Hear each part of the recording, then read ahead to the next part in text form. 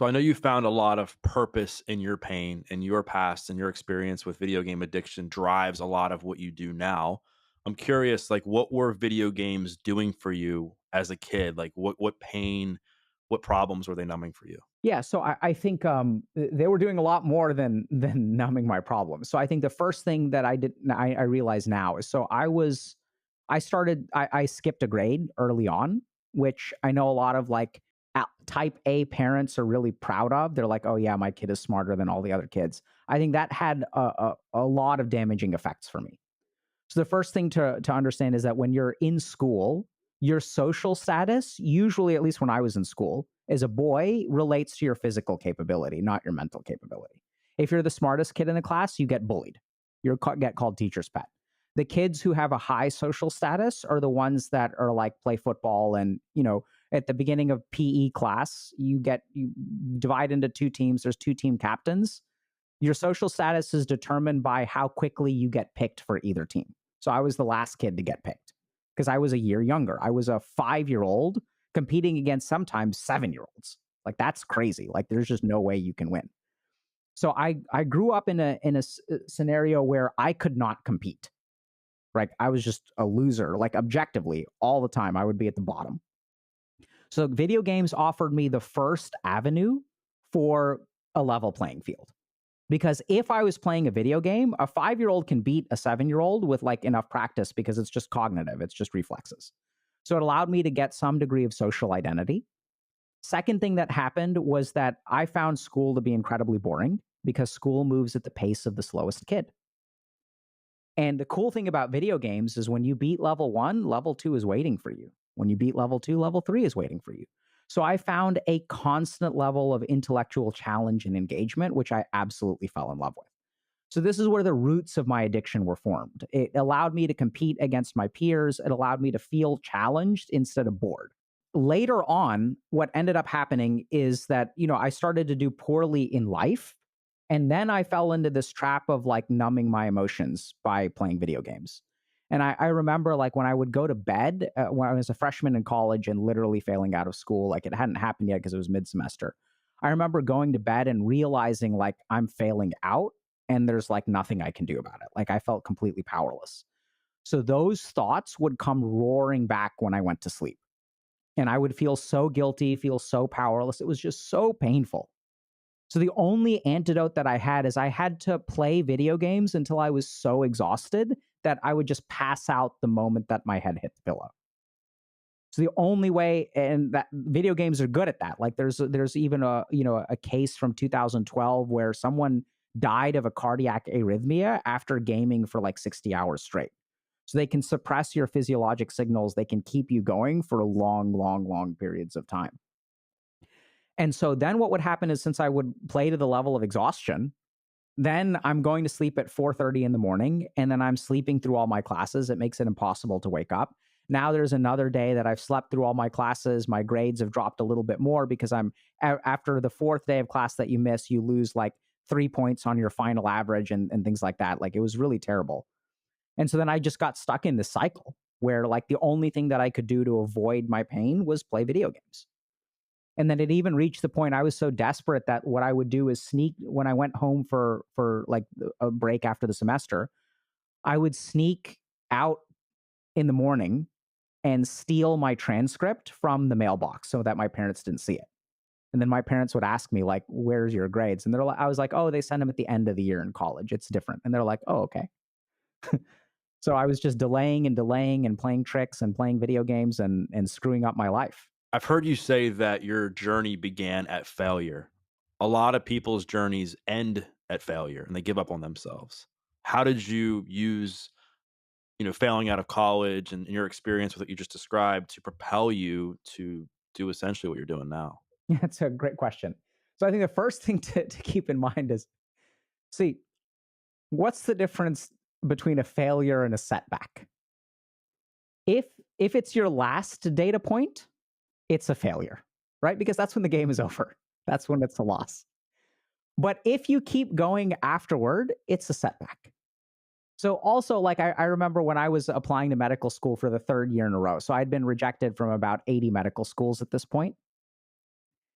and my uncle came to me and he's like, bro, you gotta think about doing something else. Maybe get a PhD, like maybe do something else because this isn't working. For 2 years, all you've done is apply to medical school. You haven't gotten into a single one. Like, I don't know that the third year is going to be any different, right? Because those Fs from college stay with you. It's not like they disappear after some number of years. And so at that point, we kind of had a conversation about how I was stubborn. And so what's the difference between stubborn and perseverant, right? If you win in the end, they say, oh, look at this person has perseverance. If you lose in the end, they call you stubborn. Or if you quit, they call you stubborn. They were like, you're so stubborn, you should have. So this is really bizarre, where stubborn and perseverant are the same. Setback and failure are the same. There's no such thing as a failure, in my opinion. There's just what happens, right? And then there's what you do with it. So this is where I think for me, it was a big part of it was just sort of recognizing this, that this is my life. This is what happened. It's neither good nor bad. It's made me the person that I am today, which sounds really, really confusing. Right? So people will say like, what do you mean there's no such thing as failure? There's literally an F on your transcript.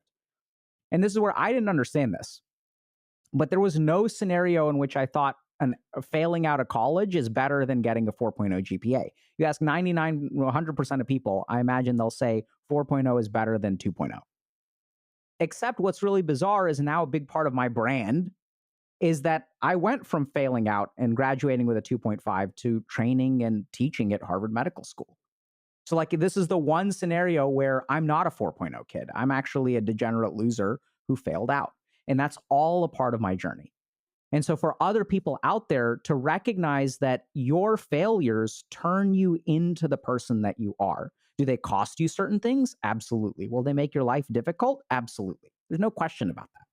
But we even know from studies on things like peer support that if we look at things like, especially like sobriety, I can train at the best institution on the planet and become an addiction psychiatrist, but there is something that I cannot provide for my patients that someone who has been an alcoholic can, right? So when one alcoholic supports another, they know what it's like.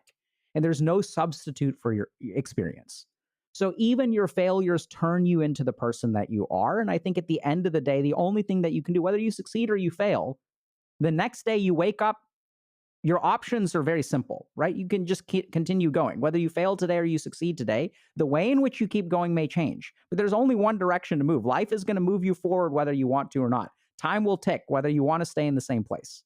So just focus on moving forward, and that's all you can do, whether you get a setback or not. So do you think success can be unhealthy? Because I think of what the opposite of failure is. It's typically success. And I heard you when you were describing the level 1, level 2 of playing the video games. I think people do that as well. They're like, okay, I want to make $100,000 a year. Do that. Now it's up to 150, 200, or I want to get X amount of followers or progress like in my career at this corporate level or whatever. Do you think that like success can be addictive too? 100%. So just ask ourselves, right? Doug, can you think of anyone who's very successful who committed suicide? You can. Yeah, right? So everyone can. It's crazy, Yeah. right? So you look at all these people who are very successful and ask yourself, like, especially, ask yourself, how many of them do you think are happy, right? How many of them engage in unhealthy habits? So there's even studies that support this.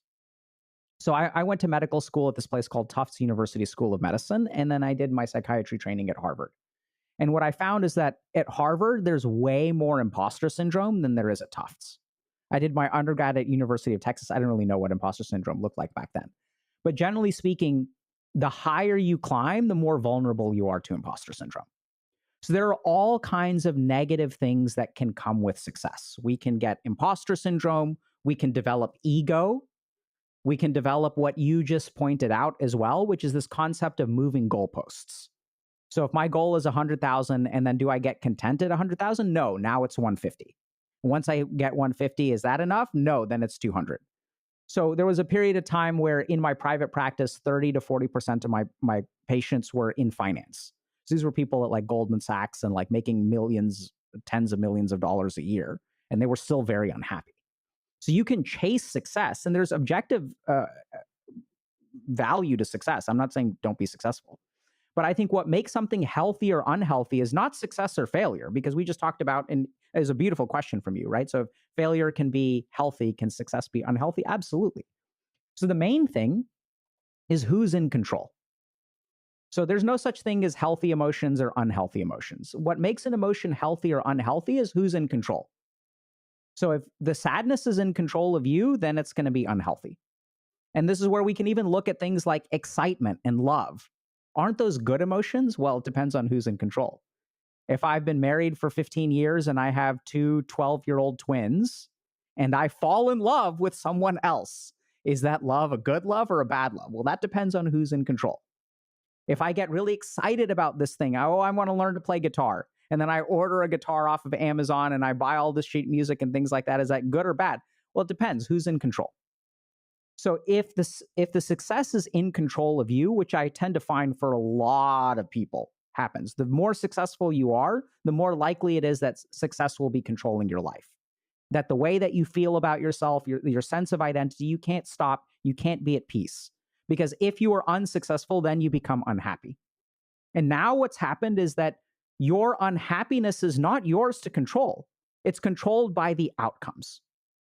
So I worked with an Olympic athlete, and they really loved being a good Olympic athlete. They derived a lot of their pleasure and enjoyment and identity in life from being number one. The problem is, even if you're an Olympic athlete, it's not like you're going to be the gold medalist every single year, right? And I remember reading like an article where even like Michael Phelps like struggled with suicidality, which is like really confusing for a lot of people. It makes perfect sense to me, right? So once you work with these people, you'll see this. That at the end of the day, if success is the source of your happiness, then the source of your happiness is not in your control because you don't get to decide whether you're successful. Someone can show up who has some bizarre genetic mutation that allows their muscles to do this particular thing, or they can oxygenate faster, and then you'll be a silver medalist or bronze medalist. So every year goes by, you get a little bit older. So success can absolutely be unhealthy. And the main thing, anything can be unhealthy. It's just who's in control of what. That's ultimately what determines whether something is healthy or unhealthy. Speaking of suicide, I was shocked a few months ago. I was looking at suicide stats and learned that, like, I think it's like 4 out of every 5 suicides is male, and I knew it was higher in men, but I was shocked that it was that high. Over the last several years, you've a lot more men have been open about their struggles with mental health. They've been more willing to go to therapy, but yet I don't think the problem's getting any better, at least from what I've can see, at least right now.